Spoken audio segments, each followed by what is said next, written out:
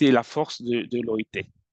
Alors, nous allons passer au slide prochain pour parler un peu des contributions déterminées au niveau national, qu'on appelle les CDN, qui constituent l'un des principaux instruments utilisés pour atteindre les objectifs de l'accord de Paris, que vous connaissez tous, sinon on peut revenir là-dessus, vu qu'on n'a pas assez de temps.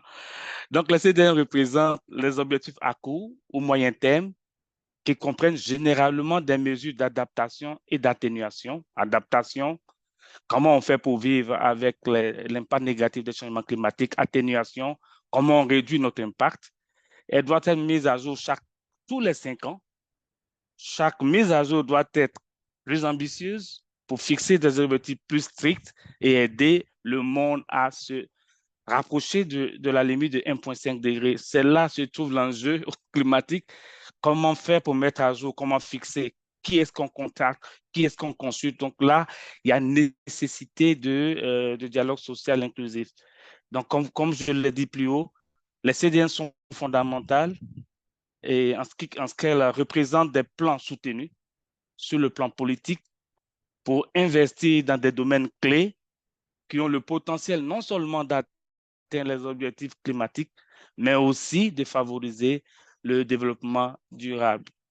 Et après l'accord de Paris, comme vous le savez, les pays ont pris des engagements et ces engagements devaient être précis, des domaines devaient être identifiés et ces engagements devront nécessiter des politiques de mise en œuvre.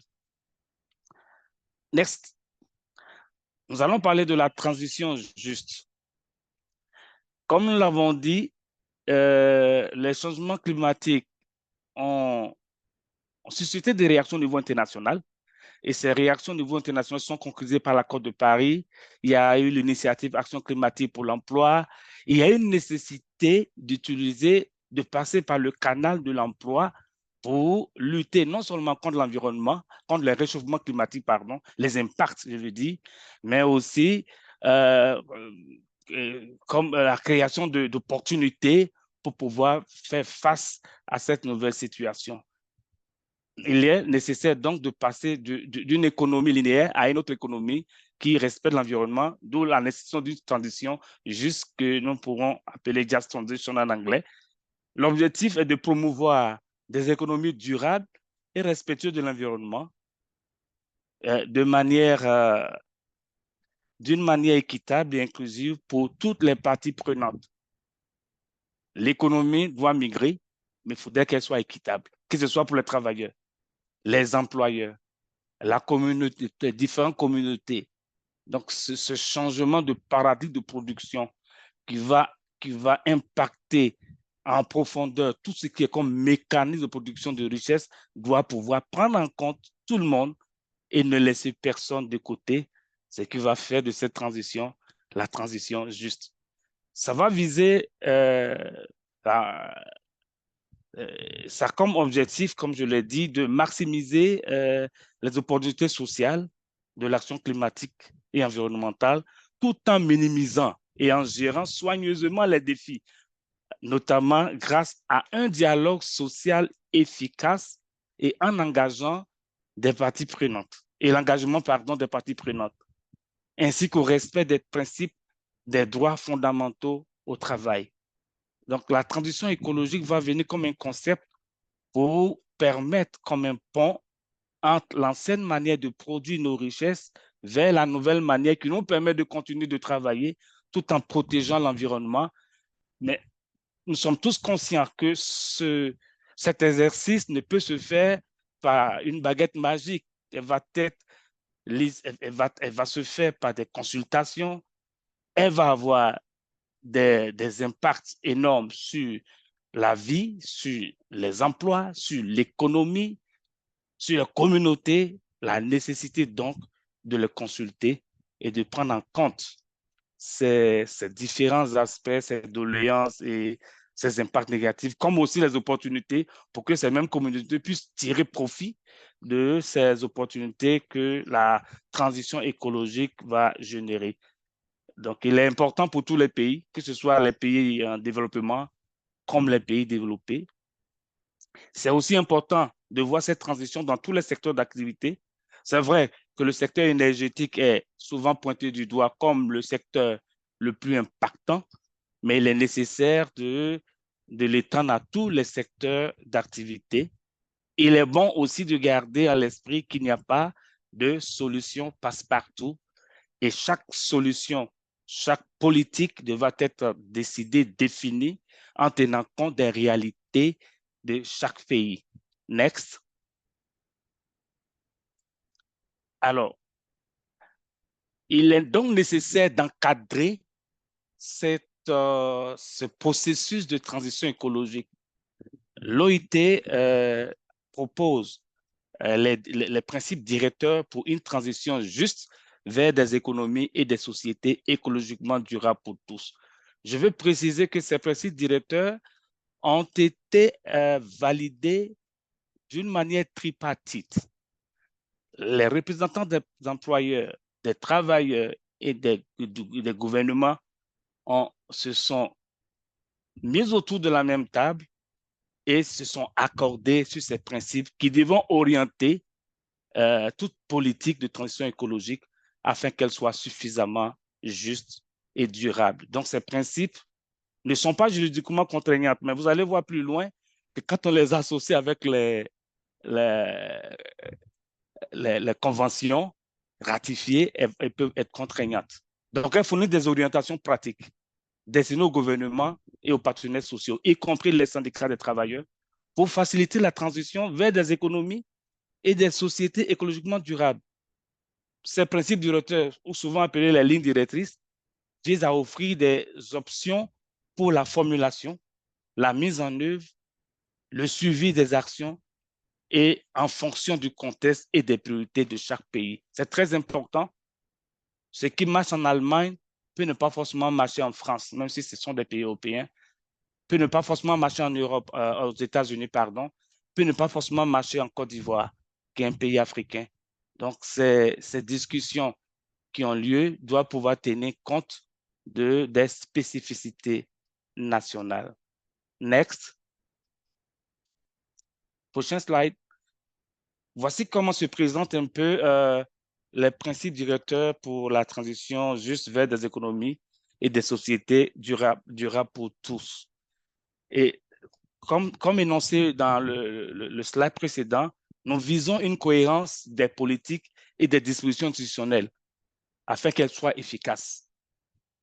Donc, la transition va donner des orientations en ce qui concerne les politiques macro et sectorielles, des politiques de l'emploi, les politiques de protection sociale, et donnera des orientations comment mener ce dialogue social tout en tenant compte du genre. Next slide.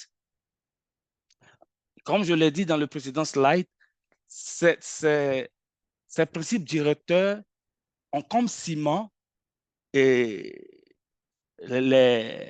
comment je peux dire ça, les conventions signées et ratifiées par les pays, notamment relativement au droit participatif et à la C87, relativement au droit d'organisation et à la négociation collective, C98, des peuples indigènes, C169, suivant.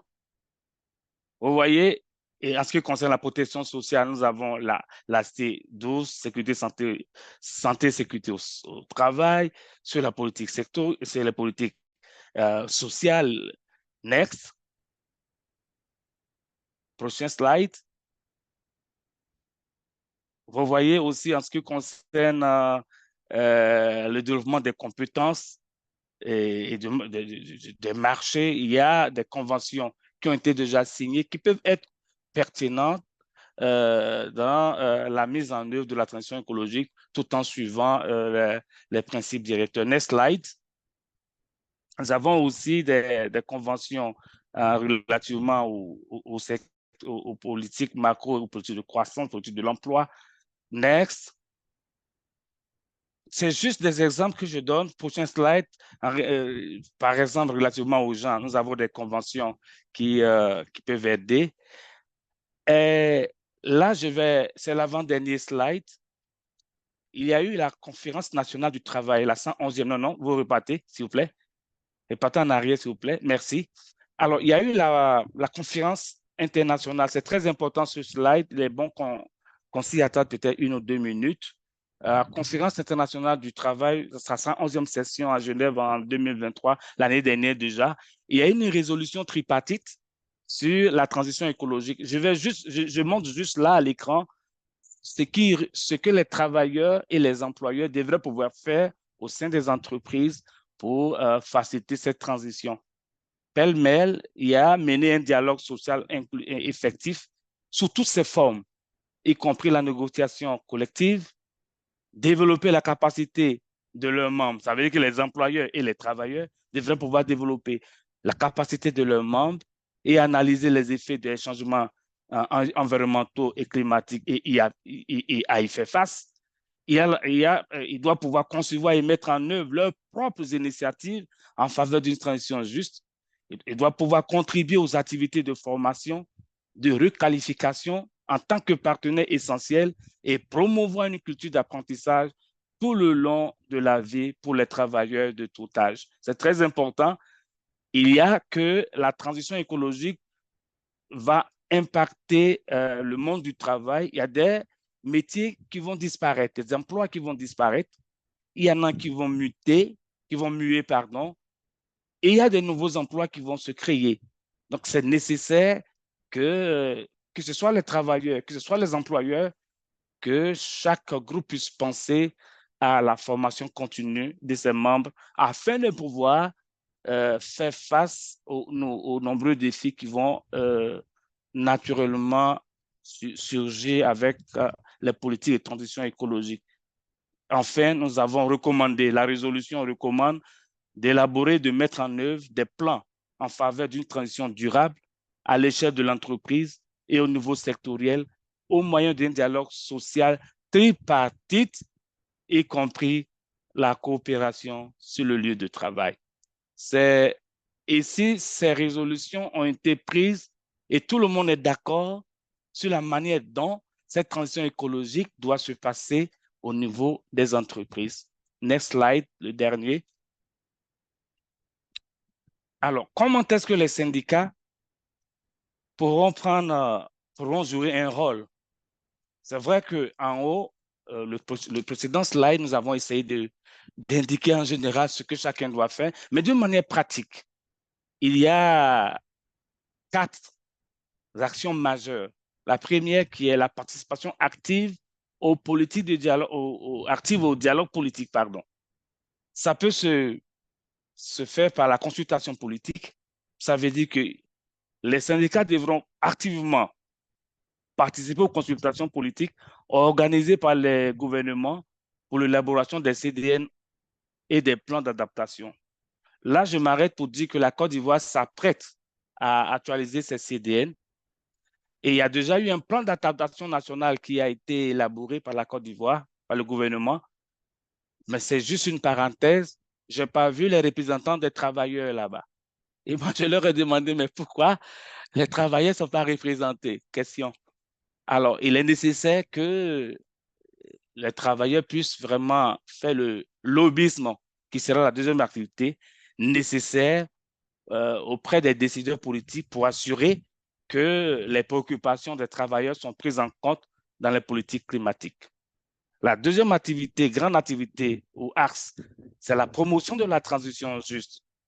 Les organisations de travailleurs devaient pouvoir faire des plaidoyers pour une transition juste, promouvoir les principes de la transition juste dans les discussions sur les politiques climatiques, en insistant sur la nécessité de protéger les emplois et de garantir les conditions de travail équitables. À ce niveau, il y a aussi, comme on l'a dit dans le slide, la formation et la sensibilisation. Il va falloir que les responsables du syndicat devraient pouvoir comprendre ce que c'est que la transition écologique, former les syndiqués sur les enjeux, les tenants, les aboutissants de cette transition écologique, leur permettant de pouvoir aller à des discussions où on sait de quoi on parle. À cet effet, il y a les négociateurs de la COP que nous prévoyons renforcer ici en Côte d'Ivoire dans les mois à venir, afin qu'aux différentes négociations, les différentes parties prenantes puissent pouvoir donner leur point de vue, parce que ces parties prenantes, ces travailleurs sont outillés pour. Il y a aussi la nécessité de collaboration avec d'autres acteurs, qui est un axe important. Je parle de partenariat. Les syndicats sont invités à établir des partenariats avec des organisations non gouvernementales, des entreprises et d'autres parties prenantes pour renforcer renforcer l'influence, hein, et promouvoir des politiques climatiques ambitieuses. Et nous avons beaucoup de structures des Nations Unies qui s'intéressent au climat. Il y a l'UNEP, il y a l'OIT, que vous pouvez solliciter, que d'autres structures que vous connaissez, que vous pouvez solliciter au niveau de vos pays afin que vous puissiez vous joindre à eux et porter haut vos besoins au niveau des changements climatiques. Ça va de soi que vous devez participer aux forums internationaux, participer aux forums tels que les conférences des partis, de la CNUCC, pour plaider en faveur de politiques climatiques plus ambitieuses et équitables. Je pense qu'il y a la COP29 qui vient bientôt, qui pointe à l'horizon. Il est peut-être nécessaire que les syndicats pensent à pouvoir prendre une part active à ces activités. Enfin, il faudrait avoir une activité de suivi et évaluation, suivi des politiques. Suivi des politiques, il va falloir surveiller la mise en œuvre des politiques climatiques et évaluer leur impact sur les travailleurs en fournissant des retours aux décideurs politiques. Dans le précédent slide, nous avons vu qu'il y a des accords, il y a des déclarations, il y a des orientations qui sont émises et validées par les trois parties. Il est bon que les syndicats puissent avoir une politique de suivi. Essayer de voir est-ce que ce qu'on s'est dit à Genève ou dans les autres instances, est-ce que nous sommes en train de mettre en œuvre ou est-ce qu'il y a des gaps à fermer. Enfin, il est nécessaire de faire rapport et recommandations. Le syndicat doit pouvoir, à l'issue des observations, de la mise en œuvre de politiques ou même de définition de politique, pouvoir faire rapport, publier des rapports et des recommandations pour améliorer les politiques climatiques et s'assurer qu'elles répondent aux besoins des travailleurs.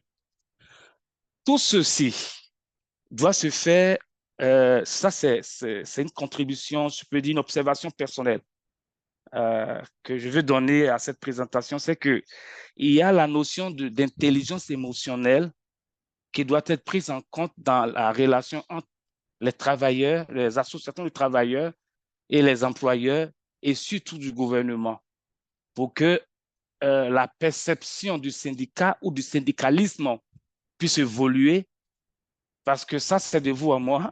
En réalité, on trouve le syndicaliste belliqueux.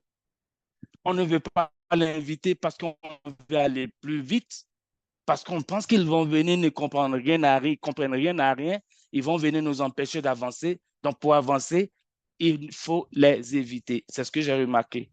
Il va falloir que le syndicalisme ou renforce sa culture d'intelligence émotionnelle qui va prendre en compte ce background culturel ou ce bias, ce biais inconscient souvent qui anime certains décideurs ou certains leaders pour ne pas les consulter parce qu'ils trouvant qu'ils sont des éléments bloquants. Voici un peu résumé dans le temps qui m'a été imparti. Comment est-ce que les syndicats pourront prendre une part active dans l'élaboration et la mise en œuvre de politiques climatiques et aussi dans leur engagement au niveau de leurs organisations et aussi au niveau de leur structure de travail. Next slide. Merci. Merci, Monsieur Kofi Marcos Nguram. Merci. Pour cette présentation bien exhaustive qui nous a rappelé l'importance des principes directeurs de l'OIT, du rôle clé des partenaires sociaux et du dialogue social dans la transition juste, de nous rappeler aussi les conventions auxquels on peut faire référence justement au sein de ces instances de dialogue, mais aussi par après de nous rappeler les autres voies par lesquelles les organisations des travailleurs, les syndicats, peuvent peser sur les politiques climatiques. And I am sure that our next speaker, Hannah Girardot of the NDC Partnership, where she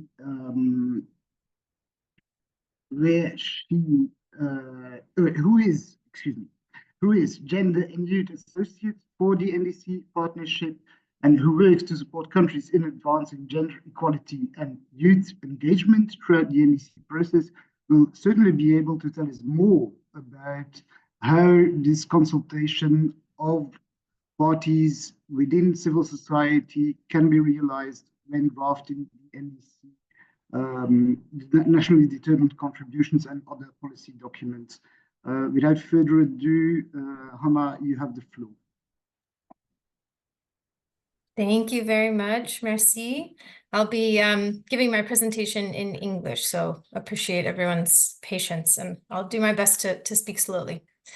Thank you, everyone, for the invitation to join this discussion today on behalf of the NDC Partnership.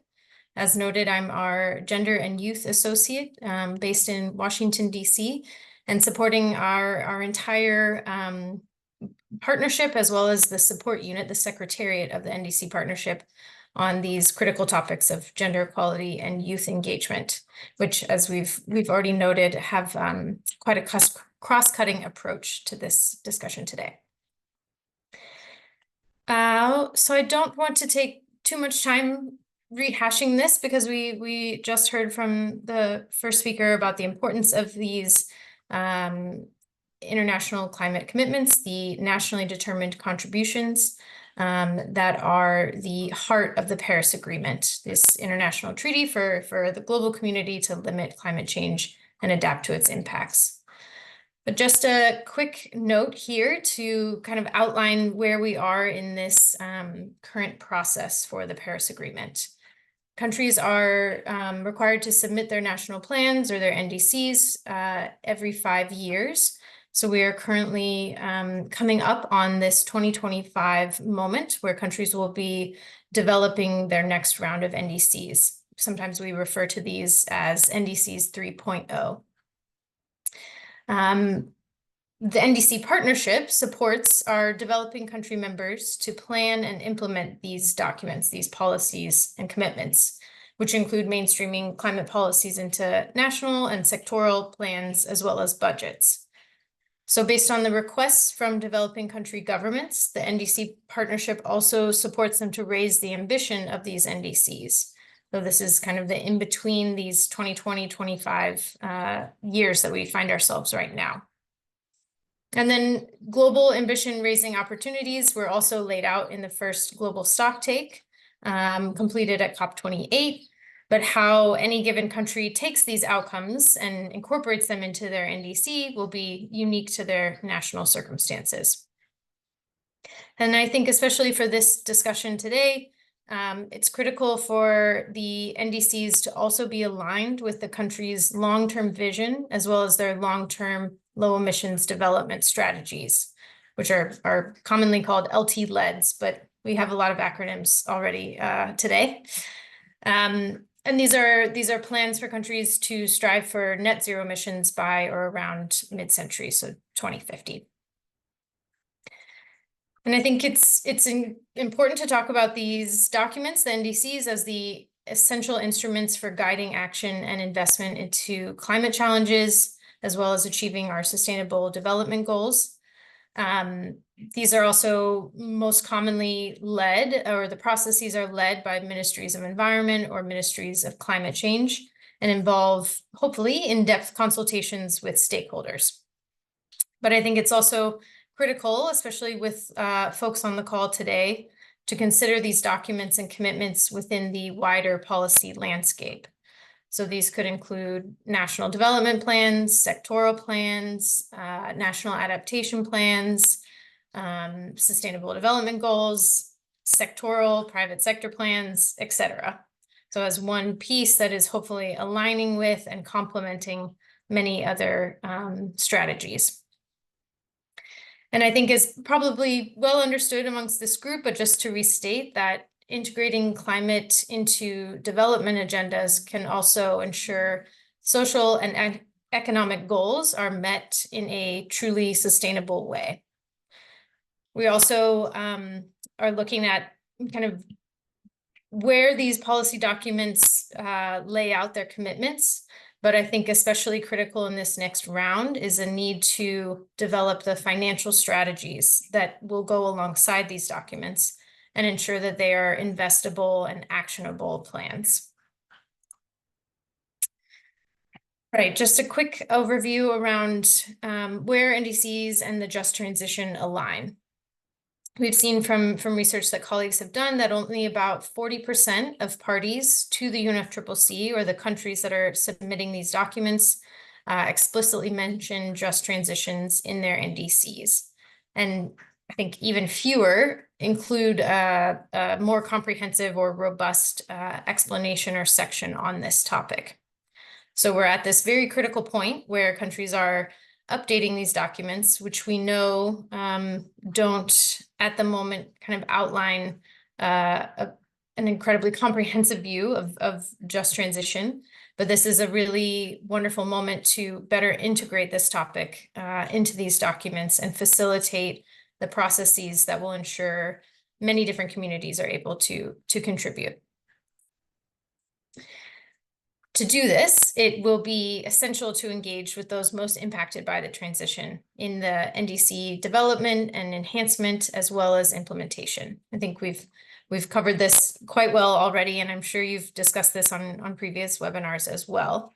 But this includes essential elements such as stakeholder engagement, acknowledging social protections, and upholding decent work and labor rights.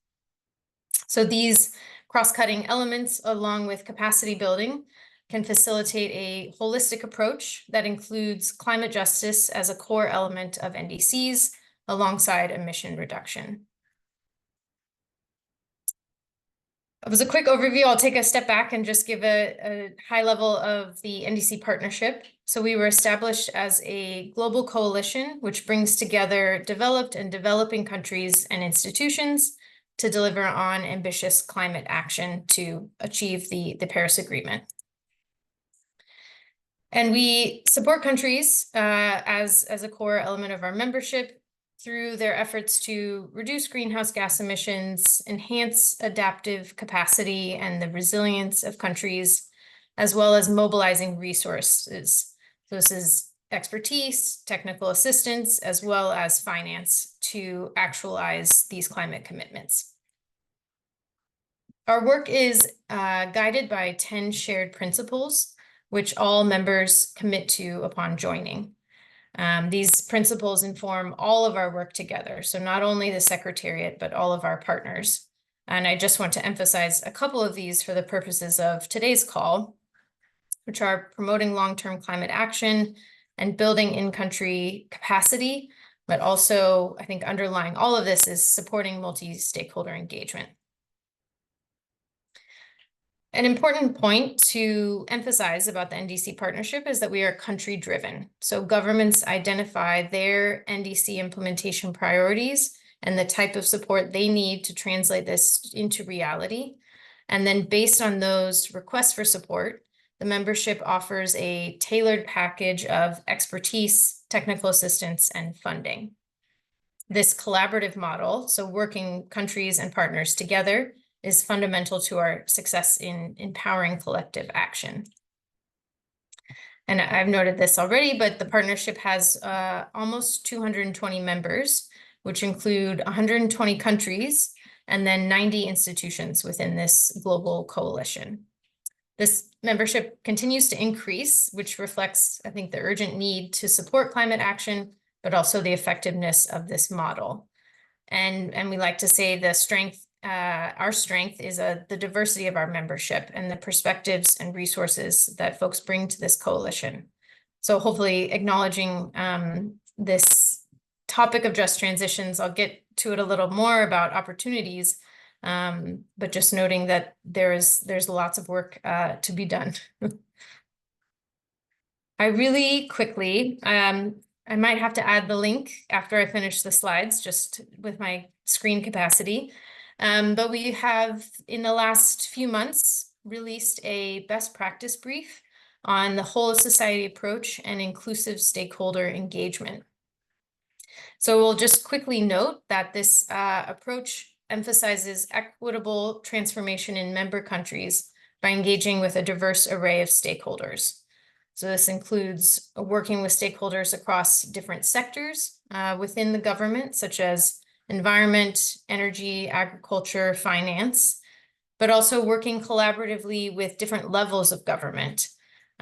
So the national level, but also regional levels, city levels, community levels, and then working across different stakeholders and actors.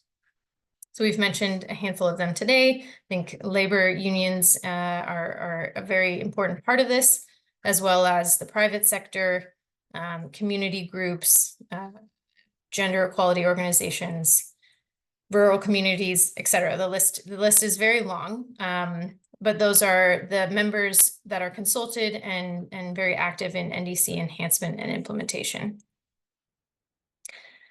So within this best practice brief, we outlined quite a few elements of what a very inclusive stakeholder engagement process could look like across these three different kind of sections of all of society. And we have highlighted a handful of countries that are incorporating this whole of society approach, but I want to just acknowledge that it's a long list of best practices and not well, maybe I shouldn't say no countries are doing all of them, but that countries are approaching these opportunities from many angles, from many entry points, and at different levels of intensity and commitment, especially due to resourcing in many cases. This applies to kind of large NDC consultations and climate planning consultations, and there's many suggestions for formalizing and expanding the institutional arrangements around NDC related actions. So I will absolutely drop this link in the chat. I think it would be an interesting kind of opportunity for folks to read a little bit more about what our members are doing, but just to note the opportunity to enhance this whole of society approach and the inclusive stakeholder engagement when it comes to a just transition framework and kind of mindset, and incorporating that within the NDC development process, especially relating to consulting groups and organizations related to labor. So briefly, with the remainder of my time, I want to acknowledge one of the three resources that the NDC partnership kind of provides to this space. The first is our knowledge management system. So from our engagement in over 90 countries, the partnership has collected information on country needs for support.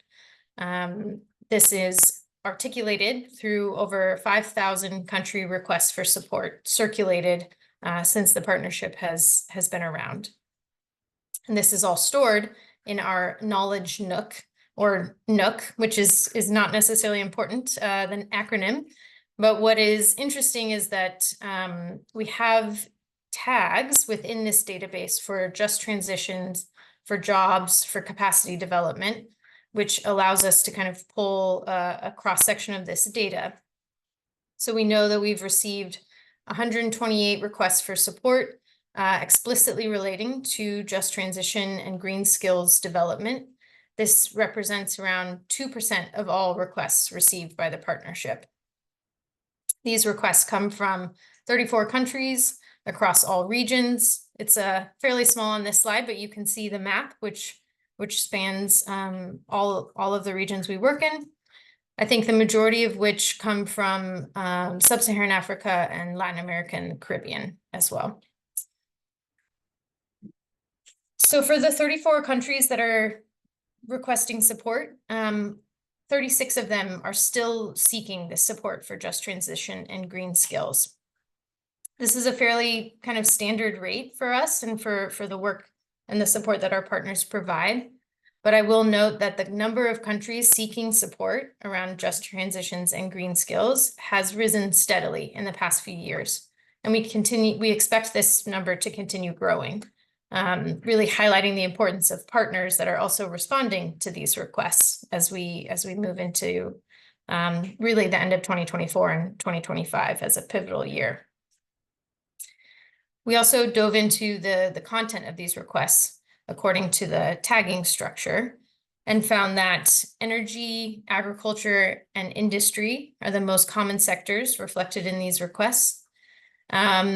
They cut across both mitigation and adaptation, but adaptation has a slight lead on the kind of focus area of the request for support.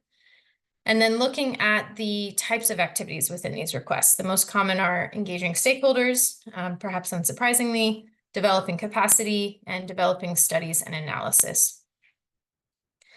So we know that countries need support for the just transition and green skills as they've defined it. They are requesting support around strengthening technical and institutional capacities, but that has a larger gap in support from what we've seen so far. And requests focused on adaptation are also still needing quite a bit of support in how countries have defined their requests.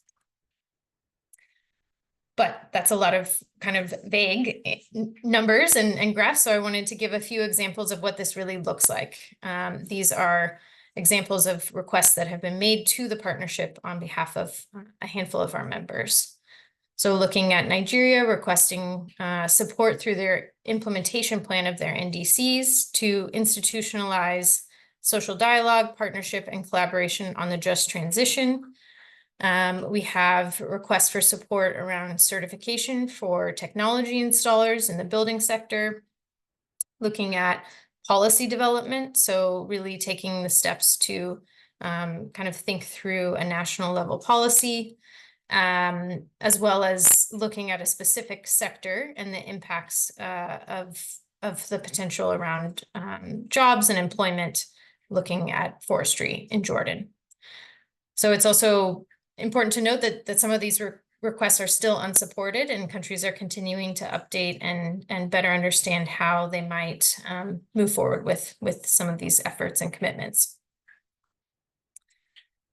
All right, 2 more resources that I want to note before wrapping up. The first is the NDC 3.0 Navigator, and I can also drop a link in the chat, or you can, we encourage you to use this QR code. This is an interactive tool that was launched earlier this year that supports the development of NDCs to be submitted in 2025. So this helps countries take a step to think about how they are developing their next round of NDCs, raising ambition, and accelerating implementation by bringing together expert-created strategies and resources in a way that will be implementable and financeable. This also has elements of the tool that helps countries reflect on their current national circumstances, their ambition, and then wider development goals to identify opportunities that are appropriate to them and to their context to develop NDCs 3.0. There are a handful of ways in which the just transition can be reflected in NDCs in this tool, including specific opportunities, strategies, case studies, links to resources, all with the intention of inspiring and guiding countries through this process, which can be quite cumbersome and difficult to piece together all of the resources that are out there. So some examples of the strategies that are in this tool are identifying vulnerabilities within sectors most affected by climate change, identifying and analyzing socioeconomic impacts of climate actions, and ensuring the current and future workforce are fully equipped with the skills necessary to address the climate change in their context. So lots on that tool. I highly encourage folks to take a look, and I will note quickly that we have a form for submitting resources that you don't see currently represented. So In our last resource I wanted to share today, the NDC partnership has a global call on NDCs 3.0 and LT-LEDs, which our member countries are encouraged to submit their requests for support through. And it's kind of a gathering place for these requests that specifically look at the next round of NDCs. Some examples of countries and partners that have supported countries are here on the slide. But just to note that this is kind of a time-bound call, and we can absolutely share more about this, but it's interesting to highlight how countries are thinking about the just transition in their most recent requests. So things coming in the last few months, last quarter, and looking ahead to countries finalizing their NDC 3.0. So just want to note that there's so much opportunity here. I want to emphasize the space for growth and understanding how the just transition can be supported within this next round of NDCs. This is very much not a new concept, but one that we're seeing come through and be integrated into conversations around NDC enhancement this year, and underlining the need for partnership and organizations working on these topics, such as the group gathered here today, to support countries in their requests for technical assistance. I think the previous speaker had a few great examples, so would really love to hear from folks today in the Q&A, but also I'm excited to learn from you as well on how we can better support countries in this space. Thank you so much. Merci. Thank you. Thank you for this, this great introduction on the NDC's work, reminding us of the importance of the whole of society approach, and also reminding us of the urgency with which the NDCs have to be introduced. We have a year left to weigh in on them. So thanks for that wake-up call, if ever that was necessary, and especially thanks also for presenting us the tools. From the global level, we will now also be moving to a more specific zoom on the African continent. We have with us today Roda Boateng and Guylaine Sezonou of the ITUC Africa. Mrs. Roda is expert and coordinator of the ITUC Africa's Just Transition Program. Mrs. Guylaine Sezonou is expert and coordinator of the ITUC Africa for the programs on gender and social protection. And their intervention will be based on a survey they made on social dialogue related to climate change on the African continent. So without further ado, please, you have the floor.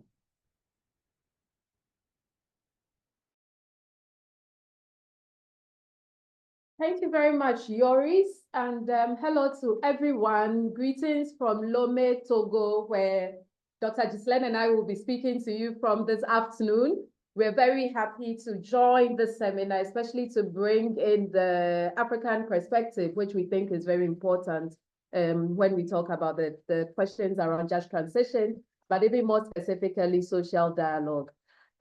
This afternoon, we'll be presenting to you the findings from a research that we conducted together with the partners in Belgium. I think this was last year or 2 years ago. And the report has been shared widely with partners, and I'm sure some of you may already have had the opportunity to look at it. For those who may not have had the opportunity, we are just going to go over the report. I will begin, and Dr. Ghislaine will come in at a point, and we are hoping that, that we would have a few more minutes after that to be able to respond to any questions if there are. So just very quickly, my colleague Guy is helping me out. Yes, so what are the objectives of what was the objective of this study? The study, okay, so the study sought to look at a few things. One, to carry out a mapping of existing policies, strategies, regulations, legislation, and laws in terms of climate change. Secondly, to review the status of implementation of the continental level of existing policies, strategies, regulations, legislation, etc., on questions around climate change, adaptation, and mitigation. And then thirdly, to analyze policy responses to climate change issues and users' perceptions on the relevance, effectiveness, and efficiencies of these standards. And then fourthly, and what was most important for us, being a trade union constituency, was to identify the roles that trade unions can play in the implementation of climate change adaptation measures. And interestingly, I think the first two speakers have actually sort of given us some ideas on some of the things that trade unions have to be doing. Next was to propose and develop a trade union policy on the just transition to the green economy at the continent level. There's a lot of work that has gone on, but we didn't have a policy, a clear policy that articulates the position of climate change. Now, looking at the methodology, what kind of methodology did we adopt? We looked at, or sorry, can you, I'm using English. Okay, thank you. So I'm just asking my colleague to assist with the slides. So what kind of methodology did we adopt? There was first a preparatory stage, of course, where we constituted a team of experts, and this team was composed of focal persons from our affiliates who are in charge of climate change. And then there was a scoping meeting where we also designed the tools for collection data. And then there was also the process of document review, etc. Now, the second stage, which constituted the data collection phase, was where we assessed existing literature on the subject. And here we did this through online dialogues and questionnaires that we administered to a number of constituency members. And then we did an analysis and interpretation of the data in the field to help us to translate this to the draft report. We tried to incorporate or to include pertinent or key stakeholders in the process. And here we invited a number of them to the review process when we brought everything together. Now, what data sources did we employ? We used a mixed approach, combining secondary and primary data. The secondary data is where we were able to derive the literature review and come up with what is actually existing on the topic.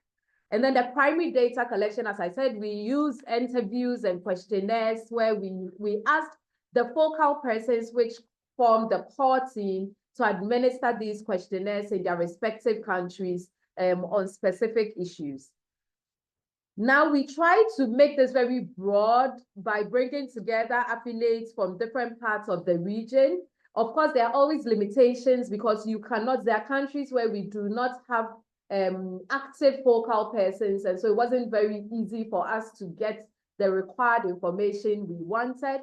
But then we tried as much as possible to make this very representative by bringing together countries from the east, the north, the west, as well as the south of Africa. And in all, we had over 24 countries where we were able to collect the information we needed. Now, these focal persons tried to speak to different key stakeholders, and here we contacted the Ministry of Environment, Ministry of Labor, Ministry of Trade, other agencies or government technical directorates. But we also try to engage the NGOs, seeing that there are a lot of progressive NGOs that are working on climate and just transition issues. And it's very important for us to be able to get the views of some of these progressive NGOs. Of course, we contacted and we tried to engage the ILO and a number of UN agencies, including UNEP and UNIDO. Now, this spells out, or this highlights the focal persons who undertook the exercises in the different countries. We won't waste too much time there. I would quickly invite my colleague, Dr. Ghislaine, who would now share with us the findings that the study highlighted, and hopefully I come back again to finalize or to close it. Dr. Ghislaine will speak in French, and so while she sets up, if you need interpretation, you can just quickly switch to the French channel.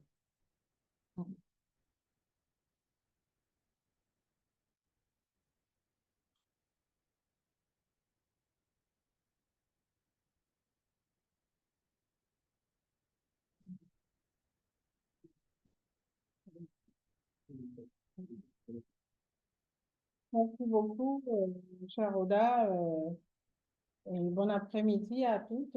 Comme l'a dit ma collègue, nous avons donc avancé au niveau des résultats rapidement, qui sont également, qui ont été déjà, nous sommes heureux d'avoir entendu les prédécesseurs vraiment mettre l'accent sur les résultats que nous avons atteints à travers donc ce travail au niveau de la CSI Afrique. Donc la transition juste, comme vous le savez, nous allons donc faire cette cartographie-là et nous avons vu que les organisations syndicales ont été donc partie prenante de ce travail-là. Et vous pouvez voir, on a essayé de voir donc pour chacune de nos organisations affiliées, quand est-ce que donc ils ont disposé d'une politique ou d'un plan de promotion de la transition juste dans les programmes d'atténuation et d'adaptation. Et donc, vous pouvez voir là vraiment ce travail de fourmi qui a été fait par nos experts syndicaux.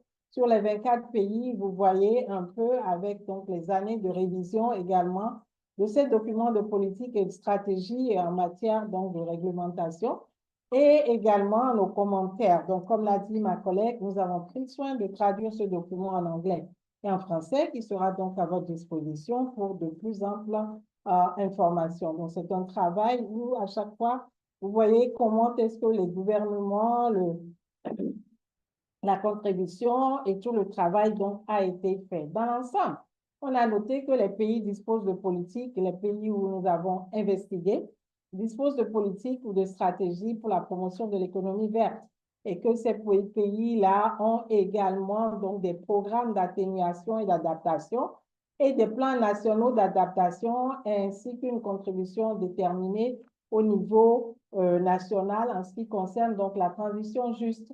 Et nous avons également analysé un peu au niveau des organisations régionales, sous-régionales aussi, quels sont les programmes politiques et stratégiques qui existent.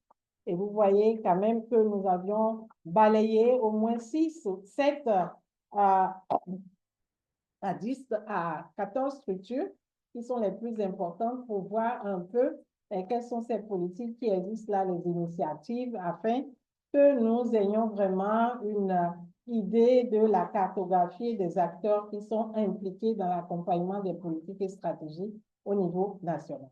Alors, il y a des efforts, ce que nous avons constaté, donc il y a des efforts dans les mesures politiques stratégiques au niveau continental en lien donc avec les agendas, avec les programmes institutionnels, avec la durabilité, avec le renforcement des capacités, l'accord de Paris, la coordination des interventions et la planification, comme nos prédécesseurs l'ont déjà reconnu. Et nous avons également remarqué dans nos analyses au niveau des réponses politiques que les pays ont adopté des stratégies, des politiques d'économie verte, puisque en fait, la transition juste, c'est d'aller vers l'économie verte et d'améliorer la réponse pour qu'il y ait une transition juste et également atténuer les effets du changement climatique. Nous avons même pu relever des pays qui ont vraiment noté des résultats en termes de croissance verte, en termes donc d'intégration, comme l'Éthiopie, le Rwanda. D'autres pays comme l'Afrique du Sud, le Burkina, le Gabon, entre autres, ont progressé vers l'écologisation de leur économie. Et les domaines qu'ils ont priorisés, c'est l'agriculture, l'énergie, les mines, l'industrie et le secteur manufacturier pour gérer également les déchets et les infrastructures urbaines. Il y a eu des contributions des organisations syndicales et c'est là où c'est très intéressant. En Afrique du Sud, la COSATU et la FEDUSA ont participé activement aux discussions inaugurales hein, et nous avons vu le résultat au niveau de la Néderlande. Au Bénin, on a eu la CGTB qui a contribué par des actions de sensibilisation. Au Burundi, il y a la COSIVU. Au Burkina, les syndicats se sont mobilisés pour défendre le déclassement d'une partie des forêts et également de l'hôpital de référence de Bobo. Au Togo, nous avions vu avec la CSI Afrique et les jeunes, nous avons vu le rôle qu'ils ont joué pour sauvegarder les emplois. Au Sénégal, nous avions un programme qui a été organisé pour donc renforcer les capacités, organiser le lobby. Au Kenya, nous avions eu 3 grandes activités phares dans la promotion des emplois vers le développement des compétences, le fonds à l'aide à la transition. Et donc, tous ces résultats-là, les syndicats donc, ont renforcé leurs capacités. Nous avions fait des ateliers régionaux et en plus des ateliers nationaux. Nous avons fait des sensibilisations. Nous avions participé à certaines élaborations des stratégies à travers donc, nos syndicats et nous avons fait des campagnes à côté donc, de nos alliés internationaux. En somme, les syndicats, aujourd'hui, dans la mise en œuvre, parce que ce qui nous intéresse, c'est le dialogue social et les mesures d'adaptation, nous avons donc des rôles, nous avons évalué les besoins et nous sommes heureux que dans celle qui nous a précédé a donné des idées par rapport donc aux moyens de mobiliser les ressources parce que nous avons identifié nos rôles, mais le nerf de la guerre, donc, c'est les ressources pour pouvoir le faire. Donc, ici, vous pouvez voir qu'il y a déjà 6 rôles, la sensibilisation, le suivi des accords de Paris, la conception et l'examen de l'environnement légal et des programmes, l'application des bonnes pratiques, la mise en œuvre des mesures d'atténuation, les conduites de recherche et d'études pour voir les emplois nouveaux, les emplois verts, l'économie verte, et comment est-ce que tout cela affecte positivement ou négativement. Donc, vous voyez qu'avec nos partenaires, nous avions évalué les besoins. Le premier besoin, c'est les besoins financiers. Le deuxième, c'est le renforcement de capacités, comme l'a dit notre collègue du BIT de l'OIT qui a pris la parole, et la fourniture d'équipements technologiques et techniques. Donc, tout cela, nous sommes conscients. Et donc, avec nos partenaires potentiels que nous avons également cartographiés, qui sont l'OIT, le Programme des Nations Unies pour l'environnement, le MUDI, le PNUD, la CSI, et la CSC, la MSIBIS, nos partenaires belges, les gouvernements. Vous voyez donc que nous sommes là et nous avons fait notre auto-évaluation pour voir jusqu'où nous avions besoin d'accompagner donc la juste transition et donc l'atténuation avec des mesures d'adaptation. Donc, sur les résultats, nous avions mis comment est-ce qu'au niveau des syndicats, il y a des faiblesses. Excusez-moi, je dois vous demander de clôturer. Tout cela, nous devons les corriger. Et donc, en définitive, je veux aller vers le besoin qui a été déjà énuméré. Il y a les mécanismes d'accompagnement qu'il faudra faire pour pouvoir permettre aux syndicats de jouer leur rôle. Il y a le renforcement des capacités techniques, il y a la communication, il y a le financement sur lequel on a déjà mis l'accent. Et ce qui nous intéresse, le dialogue social avec les décideurs, les partenariats, les données probantes, l'accès aux technologies, l'engagement avec les parties prenantes, l'appui au plaidoyer. Et tout ceci, nous avons pris soin donc de le mettre dans un document. Et ce document-là présente notre vision en tant que CSI Afrique, qui se veut être une organisation dont les affiliés parviennent à s'asseoir à la table à tous les niveaux. Et c'est ce que notre collègue de l'OIT a relevé avec les employeurs et les gouvernements pour négocier une transition juste et des mesures de relance afin d'assurer la confiance dans les changements nécessaires en matière d'énergie, de progrès technologiques pour garantir à la fois la mitigation et l'adaptation. Donc, nous avions défini des objectifs, les objectifs spécifiques, et je partage avec vous donc les axes sur lesquels nous voulons travailler, le renforcement des capacités, le renforcement des actions de sensibilisation, la mobilisation des ressources et le renforcement des alliances, la mise en place... Excusez-moi, je dois vous demander de clôturer, d'arriver à la conclusion. Ben, je suis à la fin, cher Joris. Au niveau du document de politique, voici les axes sur lesquels nous devons travailler. Et donc, avec des éléments de suivi, des cas de suivi, comment on doit le mettre en œuvre, comment on va faire le suivi et évaluation. Voilà ce document de politique qui n'est pas différent de ce que nos deux prédécesseurs vous ont présenté parce que la matière y est déjà et donc il faudra mettre les efforts ensemble pour que ce document de politique qui a été mis à la disposition des acteurs et des alliés puisse donc connaître une implémentation et qu'on ait des résultats après peut-être 3 ans, puisqu'on s'est dit 2030, c'est pas loin, c'est dans 5 ans. Voilà. Merci, merci beaucoup, Guylaine et Rhoda. Et je m'excuse encore pour le court temps alloué à cette passionnante recherche qui documente différents aspects, effectivement, des défis et du travail et des avancées syndicales en Afrique. Je vais directement passer la parole à Jean Tongombouranier de la COSIBU, Confédération syndicale du Burundi. Nous aurons des exemples du niveau national. Jean est membre du bureau exécutif, notamment de la COSIBU, et il est secrétaire général de la Fédération nationale des travailleurs du transport, du social et de l'informel. Et en cette qualité, ces deux qualités, il est membre du Conseil national du dialogue social et membre du Conseil national du travail, ce qui lui permet évidemment d'avoir son mot à dire sur la politique climatique burundaise. Jean, vous avez la parole. Je vais lancer la présentation.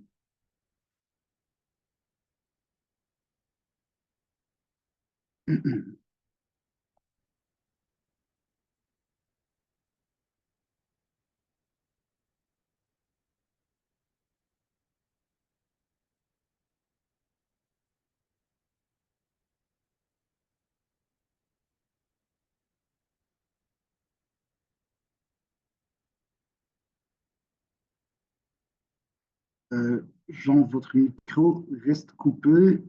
Il y a aussi un souci au niveau de la caméra, mais est-ce que tu peux débloquer le micro?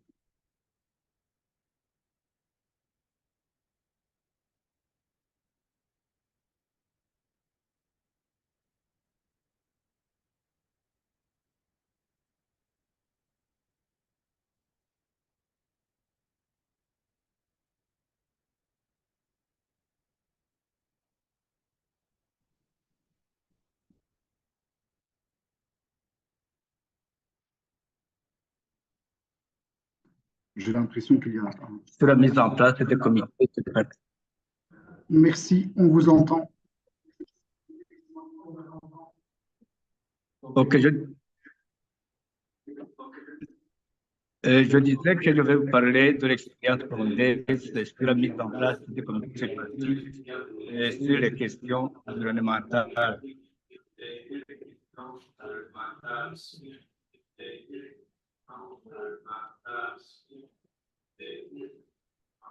Et je vais présenter ça. Est-ce que vous pouvez couper votre haut-parleur? Il y a un écho.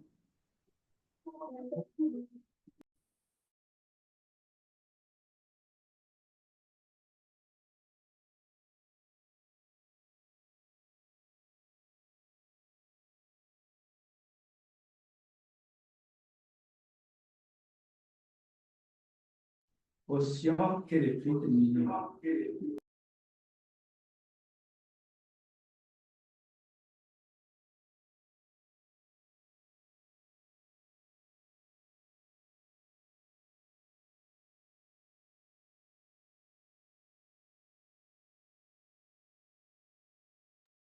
On ne vous entend plus.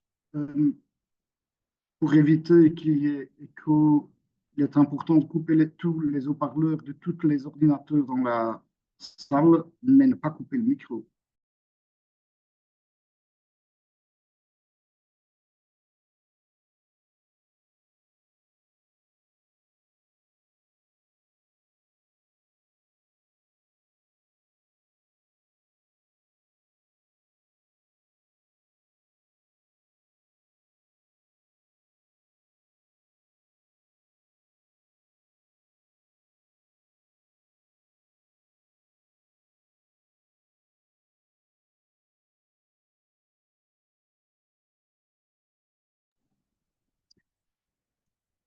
je propose qu'on laisse le temps aux présentateurs de la COSIBU de leur laisser le temps de régler les soucis techniques qui persistent.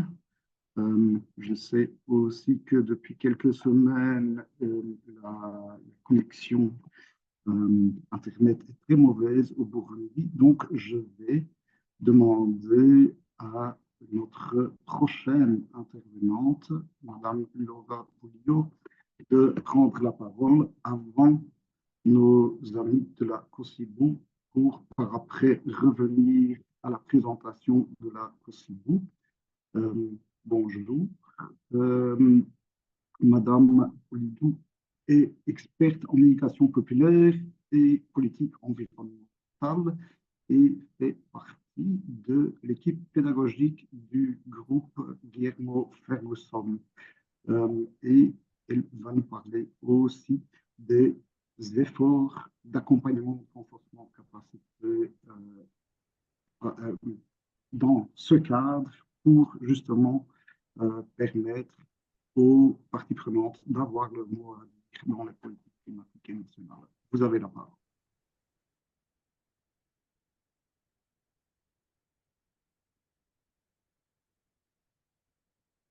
Hola, buenas tardes. Así es, soy Laura Pulido, soy integrante del equipo pedagógico del Grupo Guillermo Ferguson, que es una ONG colombiana que, inspirada en la medicina social, ha venido trabajando durante 42 años por la construcción y consolidación de un proyecto político de sociedad basado en la promoción y desarrollo de procesos de ciudadanía con énfasis en salud, énfasis en seguridad social y en ambiente a través del fortalecimiento organizacional y la formación colectiva. Esto pues como para entender quiénes somos. Una de nuestras acciones centrales en el desarrollo de todo nuestro trabajo es la Escuela Popular de Líderes en Salud, Seguridad Social y Ambiente, que este año llega a la edición 20 y además tiene como soporte teórico y organizativo a la educación popular y a las pedagogías críticas con la apuesta de transformar la realidad social a través de la participación social, a partir del diálogo y a partir del reconocimiento de distintos saberes. A propósito de este webinario, pues la escuela, digamos, se articula porque aborda dentro de su estructura un módulo de ambiente y prácticas de transición energética, ¿sí? En la parte derecha de la pantalla ustedes pueden observar cuál es la estructura de nuestra escuela, cómo la trabajamos de manera interconectada, pero entonces los módulos verdes, uno de ellos hace parte del que menciono, ambiente y prácticas de transformación energética, con los objetivos específicos de promover y desarrollar iniciativas agroecológicas y de transición energética para el cuidado del medio ambiente y la salud.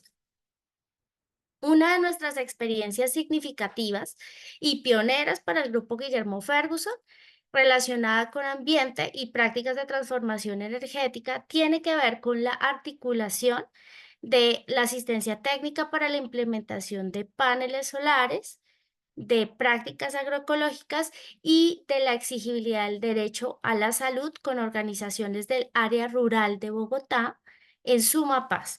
Entonces, esto tiene, cuando nosotros hablamos de exigibilidad del derecho, de fortalecimiento organizativo, hablamos del fortalecimiento de capacidades que construimos colectivamente con las comunidades, con las organizaciones y con los territorios que participan en nuestra escuela año tras año. ¿Cuáles han sido los logros de esta experiencia?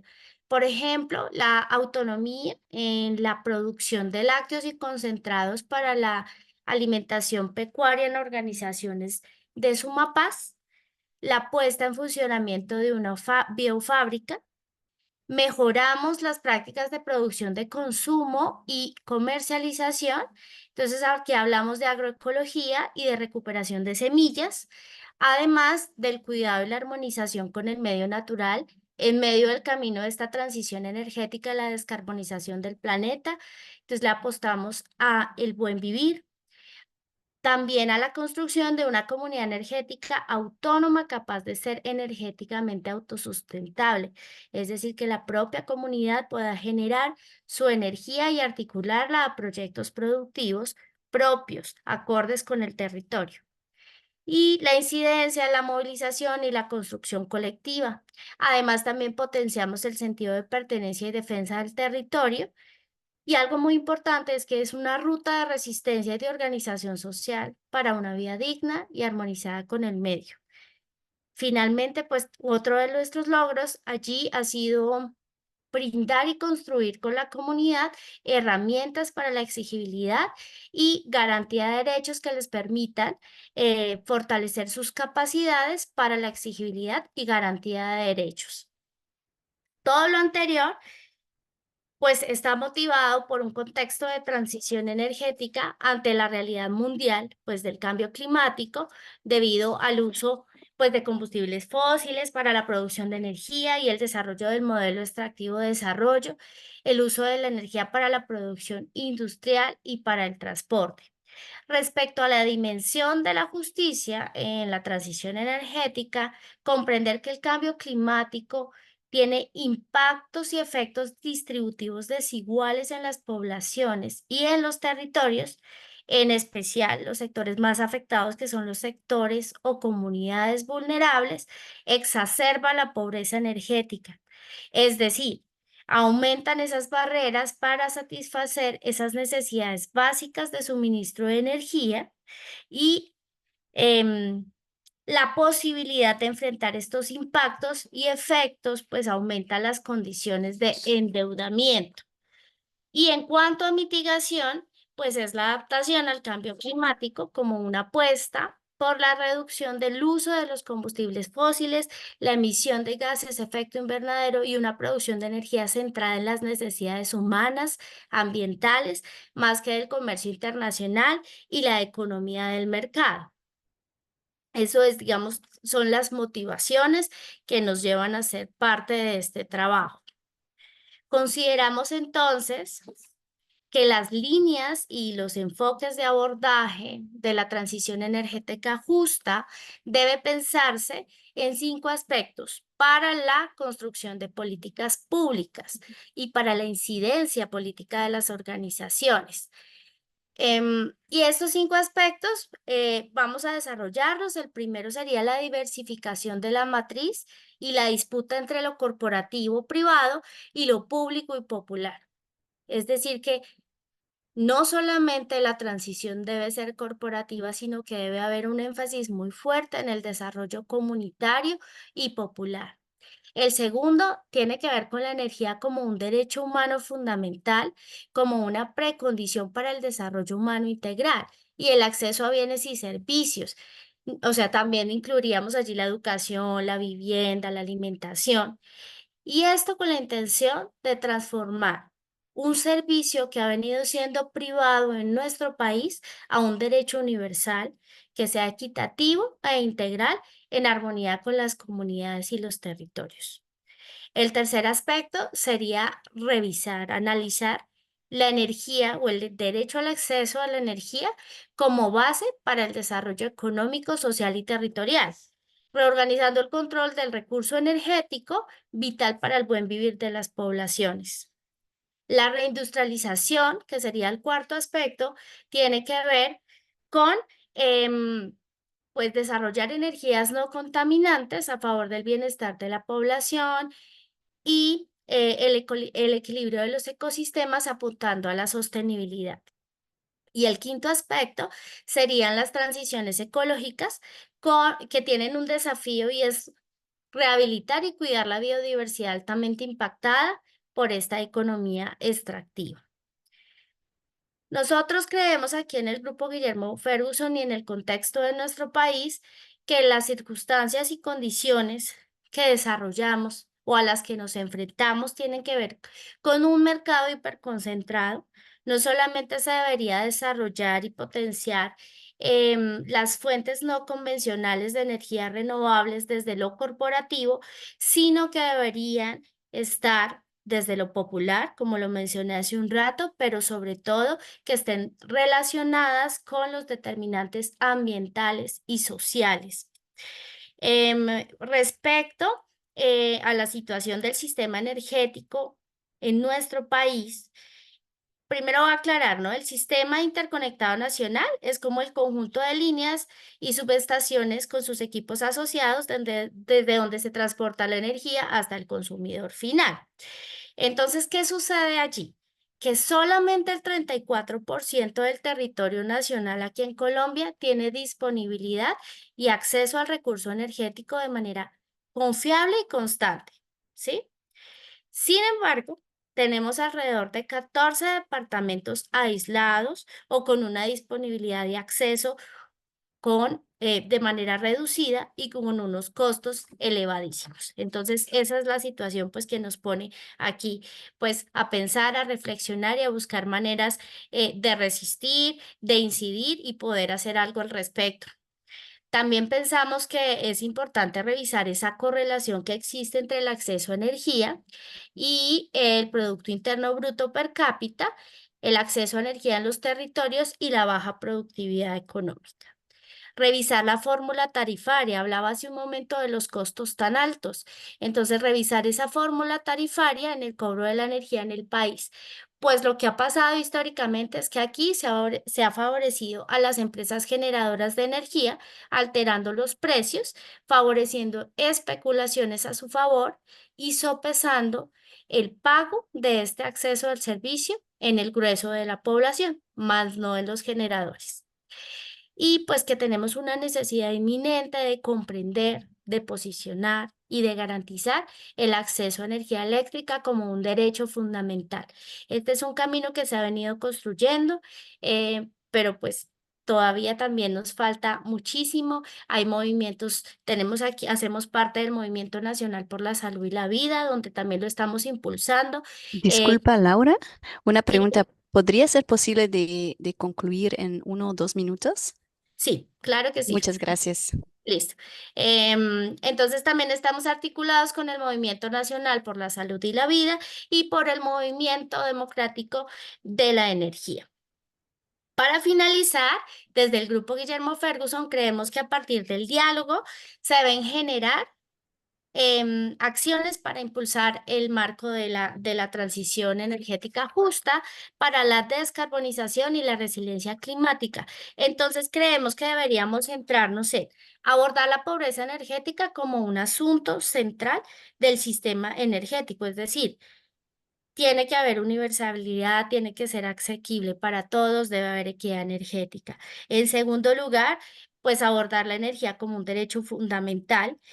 Es decir, que aquí debemos hacer incidencia en las reformas regulatorias que sean necesarias para tal fin, desconcentrar, desprivatizar y descentralizar los procesos de generación y distribución de energía, teniendo en cuenta todo el contexto histórico donde solo han sido unos pocos quienes lo han manejado en nuestro país y los costos han sido asumidos por el grueso de la población.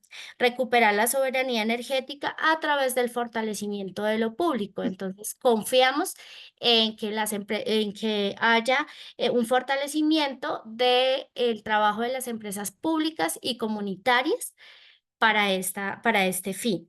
Reconocer la tierra y los derechos de tenencia como condiciones que habilitan a las comunidades para una participación en la cadena de energía y que haya unos esquemas justos, habilitar las figuras de gestión colectiva y alrededor de energía. Entonces acá hablamos de dos estrategias. Una son las comunidades energéticas donde las propias comunidades son generadoras de su energía y, por ejemplo, tenemos los distritos mineros donde hay una diversificación productiva y una minería responsable.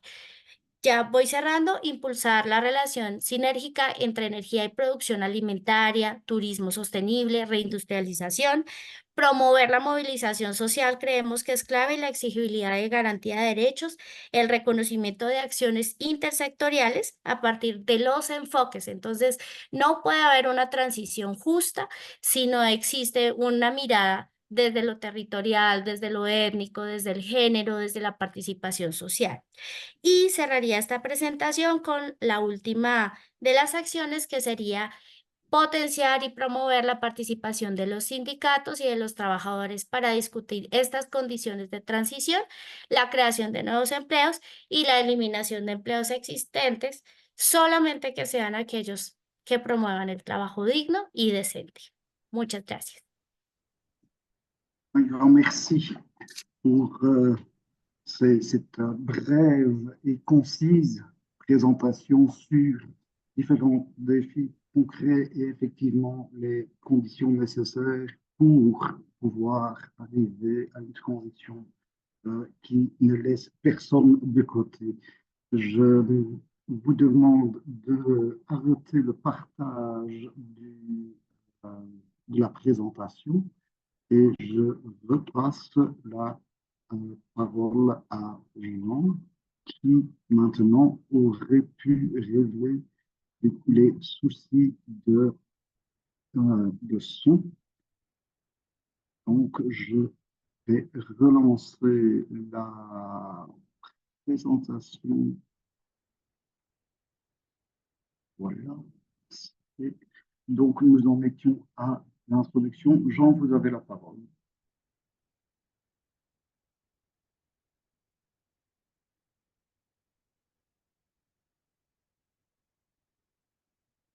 Jean, vous avez la parole. Est-ce que vous pouvez activer votre micro?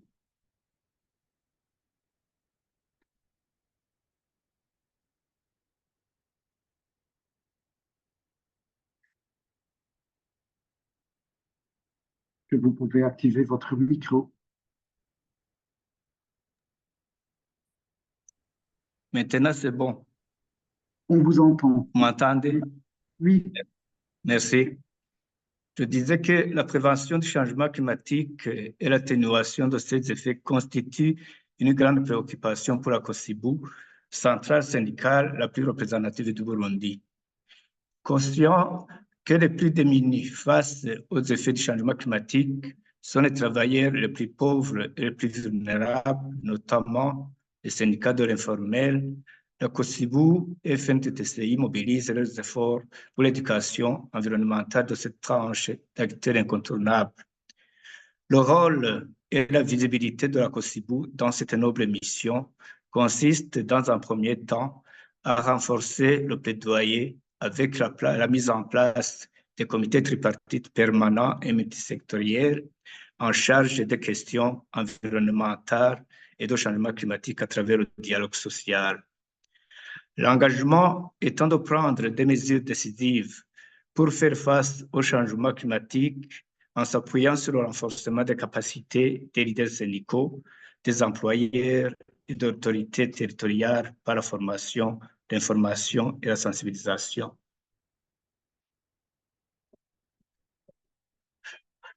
Pourquoi une gestion efficiente de l'environnement par les autorités avec les partenaires sociaux? L'opportunité de la gestion coordonnée est une reconnaissance implicite de l'interdépendance des ressources naturelles. Les ressources telles que nous les avons héritées devraient être considérées comme un usufruit où tous les partenaires ont un mot à dire. Autrement dit, les générations actuelles ont le droit de jouir des mêmes ressources, même elles n'en sont pas propriétaires. Les vrais propriétaires, ce sont les générations futures et la chaîne se poursuivra. L'idée qui s'en dégage, puisqu'il est question d'usufruit, c'est que la substance des ressources doit être sauvegardée pour l'intérêt et le bien-être de tous. La gestion de l'environnement doit impliquer un ensemble de stratégies commerciales, de politiques et de mesures spécifiques qui fonctionnent de manière cohérente et coordonnée au niveau local et national.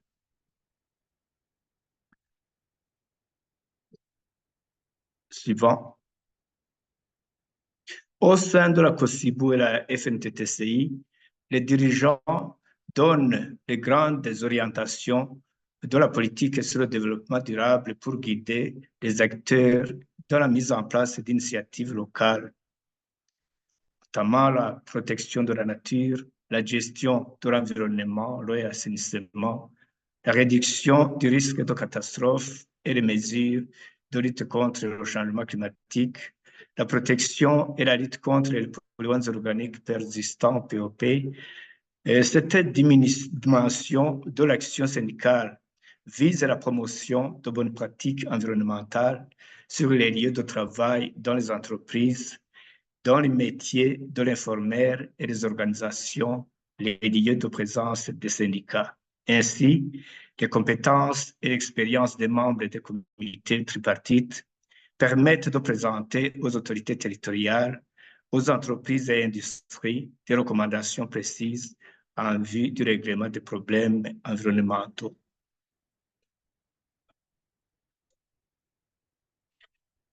Quels sont les délégués qui sont dans les comités tripartites?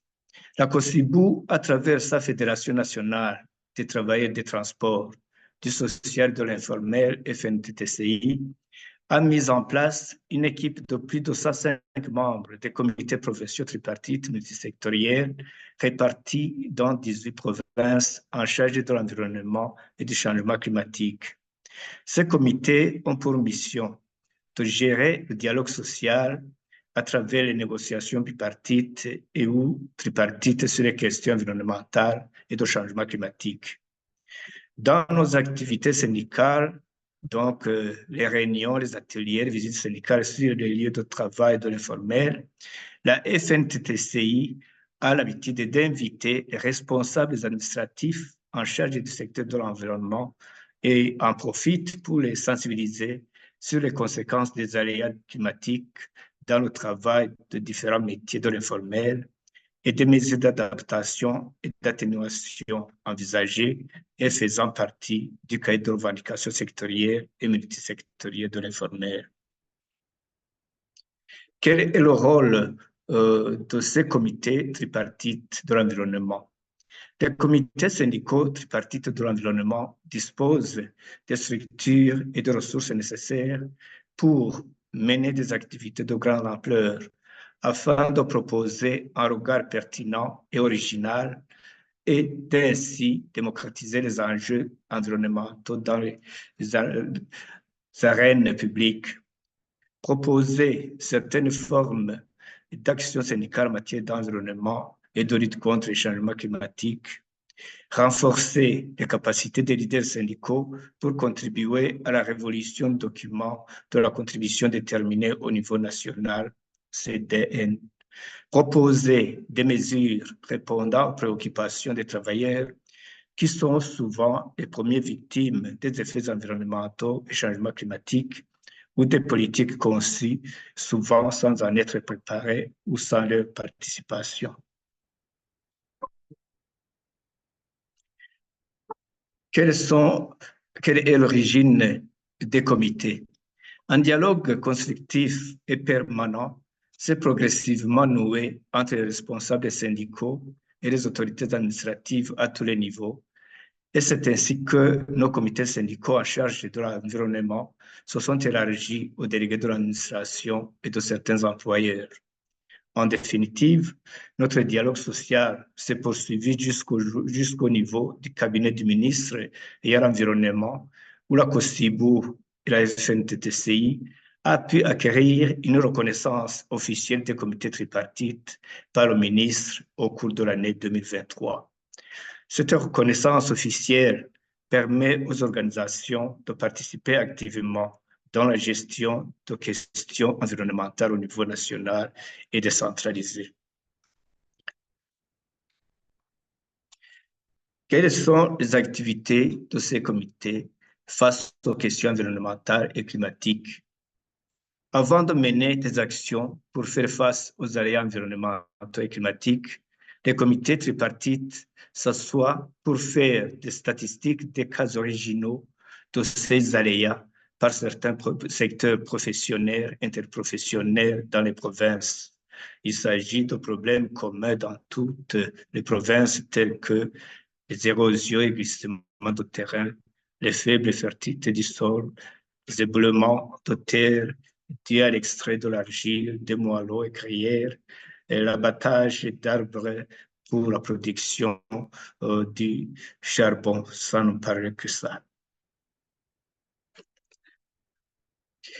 Quelle est l'action environnementale des comités? Le cas parlant est la journée consacrée au reboisement des plans sur les collines de la province de Rutana qui étaient menacées par des érosions occasionnées par des eaux pluviales. Cette noble mission a été initiée par la coordination de la FNPTCI de cette province où le gouvernement et les autorités locales avaient répondu avec succès. Cet exemple montre bel et bien que le dialogue social vient d'abord du niveau des métiers de l'informel.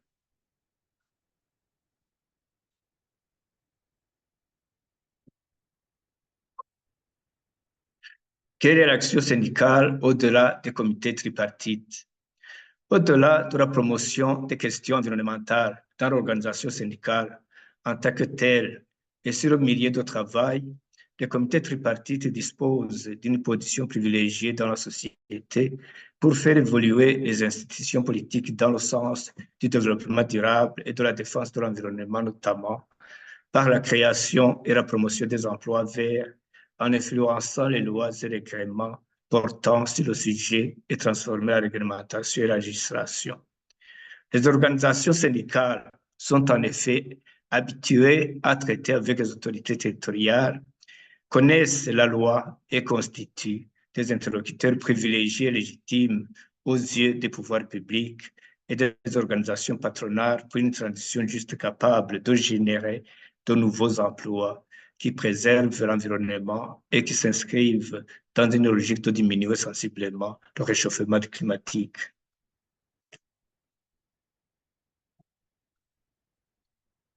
Sur le lieu de travail, les partenaires sociaux, à travers les comités, contribuent à l'identification des besoins et ont un rôle de sensibilisation des employeurs et des travailleurs, encouragent les changements de comportement et suscitent une prise de conscience de l'importance particulière de l'apprentissage tout au long de la vie.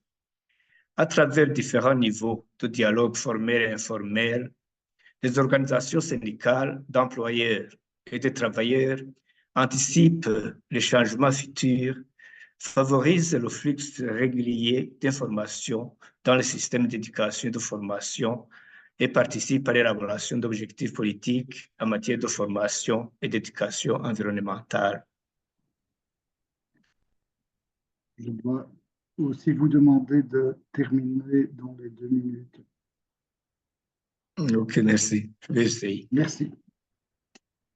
En conclusion, notre environnement est dégradé et la démocratie galopante dans notre pays constitue un des facteurs d'oppression, raison pour laquelle les comités tripartites doivent organiser des séances de sensibilisation, de formation et de bonnes pratiques sur différentes thématiques en rapport avec la protection de l'environnement, le changement climatique, la manipulation des produits chimiques et autres. Ainsi, les organisations syndicales, à travers les comités tripartites, peuvent jouer un rôle déterminant pour évaluer et anticiper les besoins liés à la gestion de l'environnement et au changement climatique. Également, influencer les politiques gouvernementales liées à l'environnement et au changement climatique par la participation active aux activités et actions organisées par les autorités à tous les niveaux et qui prennent en compte les revendications syndicales dans les solutions promises par ces politiques. C'est déjà un acquis à consolider puisque les autorités en charge depuis une année de l'environnement à tous les niveaux reconnaissent formellement l'existence et le travail de nos comités environnementaux et elles les associent dans l'élaboration et l'exécution de différents programmes. Je vous remercie.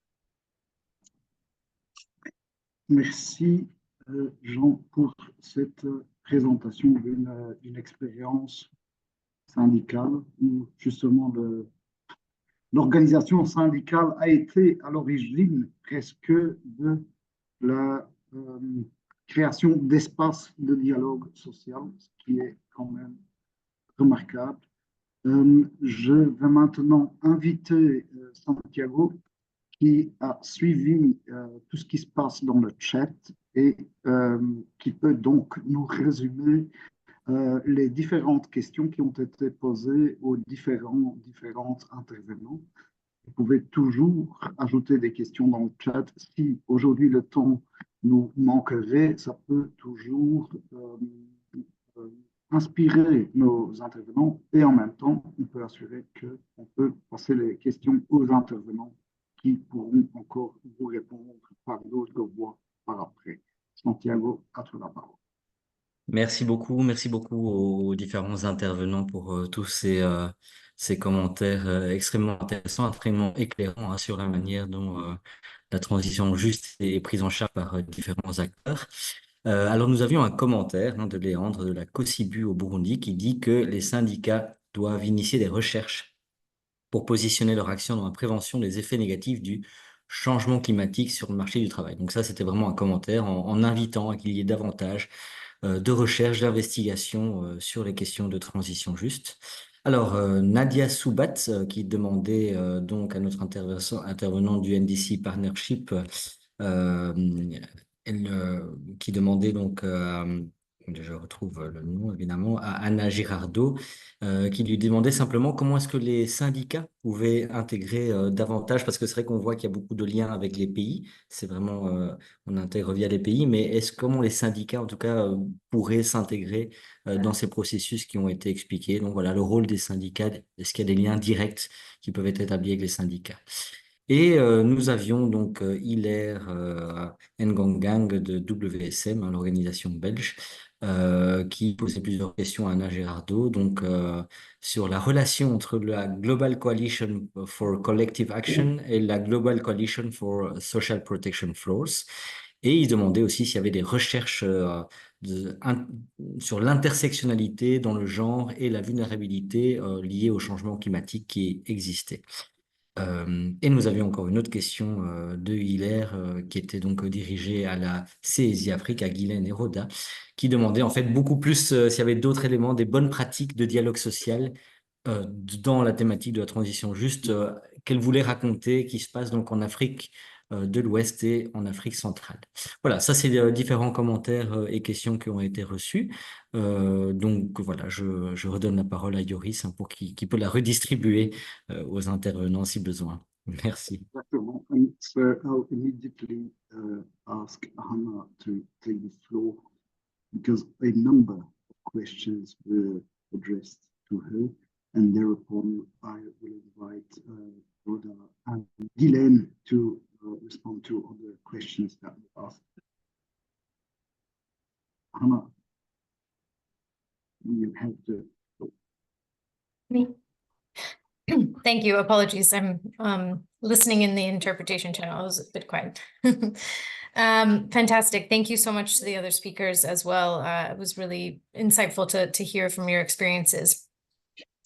I think to the question about how trade unions can better fit within the system of NDC development and implementation is a fantastic one. Unfortunately, I think it's a question that has yet to be solved in the sense that I can provide an answer today.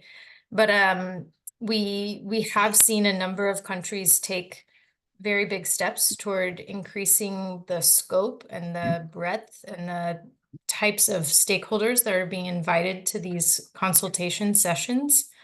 And so I would encourage perhaps folks who are a bit more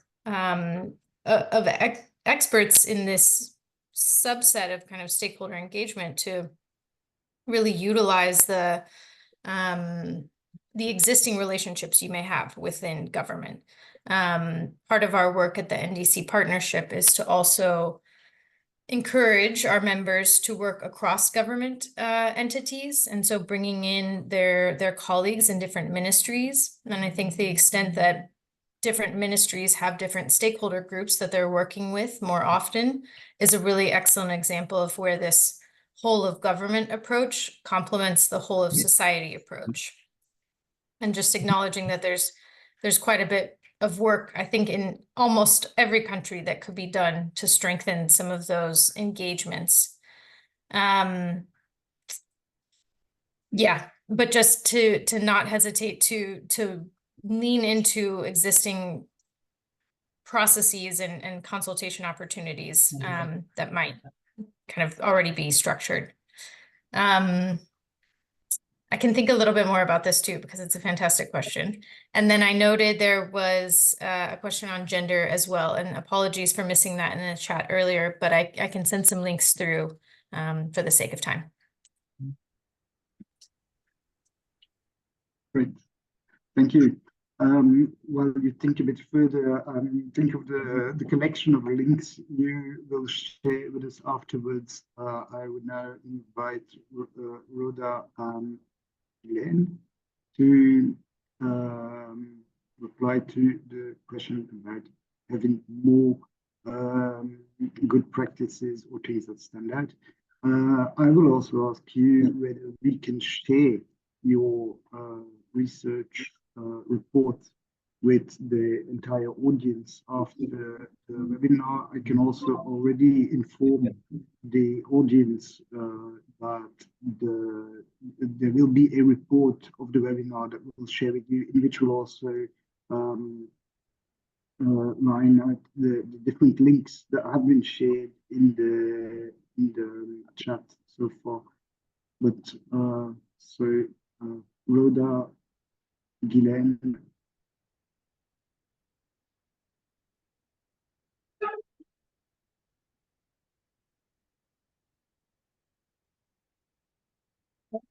Ok, merci. Oui, tu sais aller, je peux compléter. Ok. Donc, comme on n'a pas eu le temps de présenter tous les slides, j'avais, comme notre ami Hilaire a parlé de l'Afrique de l'Ouest, j'avais commencé à donner l'exemple, par exemple, de la CGTB. J'ai donné l'exemple du Togo. Il y a le Nigeria, il y a la Gambie, au Ghana également. Nous avons eu des actions des syndicats qui ont été donc impliqués. J'ai parlé aussi du Burkina. Quand on a voulu attaquer la forêt au niveau de Bobo-Dioulasso, il y a eu des actions des syndicats par rapport à la préservation donc, de l'environnement. Et donc, il y a aussi d'autres exemples, même la CSI Afrique, nous avions été dans des réunions et puis nous sommes en ce moment aussi en train de vouloir interagir avec l'Université de Lomé dans ce domaine-là pour améliorer et impacter donc la stratégie nationale au niveau du Togo en matière d'environnement, de changement climatique et d'emploi décent. En ce qui concerne donc la question spécifique liée au genre, je voudrais donc répondre pour dire que adopter une approche genrée du changement climatique ne se limite pas à se concentrer sur les femmes, parce qu'elles font partie d'un groupe homogène, mais c'est plutôt de voir les inégalités qui sont là, de considérer les femmes comme des victimes vulnérables du changement climatique. Et l'approche intersectionnelle révèle que les inégalités structurelles qui coexistent influencent la responsabilité, la vulnérabilité, le pouvoir de décision des personnes et des groupes. Et je m'en vais dire qu'une transition juste et l'égalité de genre doit faire partie des priorités des accords et protocoles. Et il y a une juriste qui nous a édifié là-dessus en disant que la transition n'est pas neutre du point de vue genre. Il nous semble que confier prioritairement aux femmes la responsabilité d'une transition, ou du moins d'un ajustement de nos modèles sociaux, sur la base factuelle des tâches alimentaires et de soins qu'elle assume majoritairement, serait discriminatoire, mais plutôt d'aller vers un trait de progressivité et de différenciation des charges confiées à chacun, à chacune. J'irai plus loin pour dire qu'aujourd'hui, nous, au niveau de la CSI Afrique, on est dans la réflexion par rapport donc aux disability people, de regarder comment les personnes qui vivent avec des handicaps sont impactées par le changement climatique, sont impactées parce qu'il n'y a pas de mesures adaptées, adaptatives pour ces personnes-là. Donc, c'est un élément fondamental. Et la semaine dernière, nous avions travaillé avec d'autres partenaires pour lier des alliances et voir comment, donc, en chaussant des lunettes genre, par rapport spécifiquement donc, à cette catégorie dont on ne parle pas assez, mais qui sont impactés par le changement climatique, comment ils peuvent avoir des emplois, comment le dialogue social peut permettre de les mettre au niveau de la table de négociation, mais également de penser à eux et plus particulièrement aux femmes. Une femme pendant la sécheresse du changement climatique qui est dans un fauteuil mobile n'a pas les moyens donc de faire, par exemple, face aux effets du changement où son bétail doit aller quelque part pour aller et paître ou bien boire de l'eau. Et donc, il faut des conditions d'accompagnement dans les discussions, dans les politiques, pour ces personnes spécifiques-là, par exemple, et qui sont des travailleurs, et qui doivent avoir des emplois décents, et qui, par contre, à place sur quoi sont des femmes. Donc, on est conscient de ça, c'est pour ça, nous avons dit, l'un de nos axes, c'est le renforcement de capacités, c'est notre présence dans les discussions, c'est l'advocacy, c'est le plaidoyer, et nous avons besoin pour faire tout cela au niveau du programme régional, de la mise en œuvre de cette politique accompagnée par la mobilisation des ressources financières. Je ne sais pas si j'ai répondu avec cet exemple, puisque le collègue a demandé des exemples. Je suis allée chercher, par exemple, cet exemple sur les personnes handicapées pour parler un peu d'eux. J'ai encore d'autres exemples, ceux qui sont sourds, qui ont des problèmes moteurs, comment le changement climatique impacte sur eux et nous devons penser à ces personnes-là. Ça, c'est urgent. Merci beaucoup. Si j'ai répondu à la question, ma collègue Rhoda va compléter la réponse. Okay, Joris, I don't know if we still have time. I think Ghislaine covered most of it, but just to end to say that there are several examples of how that transition is happening through social dialogue of the continent. But then more specifically, I would touch on the example of South Africa. South Africa presents as one of the very good examples. Specifically because South Africa has an institutionalized social dialogue platform through what they call the NECA. And this is a very good example, I think, for a lot of countries when it comes to social dialogue. Because the only way we can really influence policy at the national level, having this institutional platform that South Africa has. And so not to waste too much time, I think colleagues have just said, for example, South Africa, the NECLAC, what they have been able to do is push it forward the questions around just transition. And I think the colleague for the NDC platform actually highlighted that South Africa is one of the countries that successfully has just transition in the end. And it is because of this institutionalized platform that exists. And so there's a lot to learn from that. And I think at other time, this country is a very good example. Je veux juste ajouter que par rapport à cette intersectionnalité, et en ce qui concerne les femmes, il faut donc faire un lobby pour étendre la protection sociale aux femmes dans l'économie informelle et promouvoir une approche socio-spécifique de la diligence. C'est pourquoi nous parlons de due diligence aujourd'hui au niveau des syndicats. Et il faut donc travailler dans ce sens avec une approche socio-spécifique de la diligence raisonnable en matière de droits de l'homme afin que nous puissions transformer les normes sociales discriminatoires et veiller à ce que les entreprises vraiment s'engagent et rendent des comptes, assurer des plans d'action de la transition juste qui permettront l'égalité des chances pour les hommes et les femmes dans l'accès aux futurs emplois. Et ça, comme vous le savez, c'est Armelle Sibi, la directrice de l'égalité hommes-femmes et l'école blanche, qui l'a dit et nous l'avons paraphrasé. Merci infiniment. Donc, je ne sais pas s'il y a d'autres questions. Nous allons quand même aussi essayer de répondre. Merci Ghislaine. Thank you, Rhoda. Merci effectivement d'avoir insisté sur cette importante question qu'est l'intersectionnalité et notamment genre aussi l'inclusion des travailleurs de l'économie informelle dont on a entendu parler, mais surtout ici la question du genre comme énoncé les personnes vivant avec handicap. Il y avait aussi la question du Climate Change, National Climate Change Commission, je crois, en Afrique du Sud, et ça me permet très facilement de faire le pont vers la clôture de ce séminaire, mais pas sans vous avertir que D'autres séminaires seront encore organisés dans le cadre de cette série qui permettront justement, entre autres, d'aborder plus amplement cette question de transition juste et genre, par exemple. Vous voyez la liste des différents webinaires encore prévus par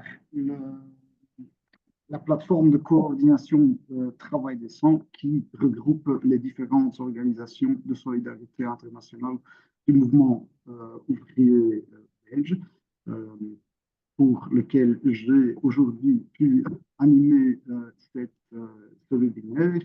Mais ne vous trompez pas, derrière l'organisation de ce webinaire, il y a beaucoup plus de personnes que je tiens d'ailleurs à remercier aujourd'hui. Il y a les traducteurs, évidemment, mais il y a aussi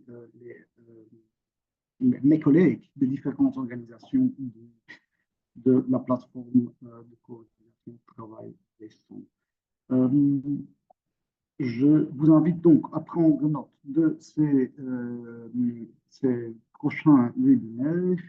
Nous allons évidemment vous tenir au courant par la suite en vous envoyant le rapport de ce webinaire, en vous envoyant les liens et en vous invitant au prochain webinaire.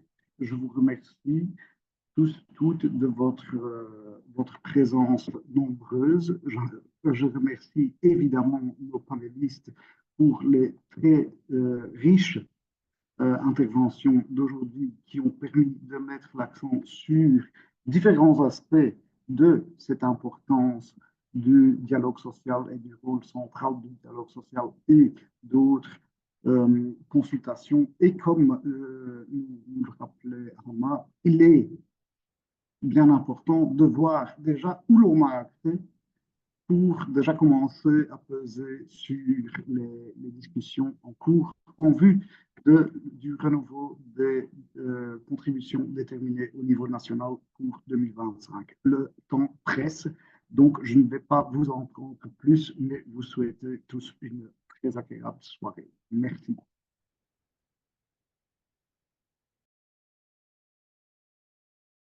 Thank you.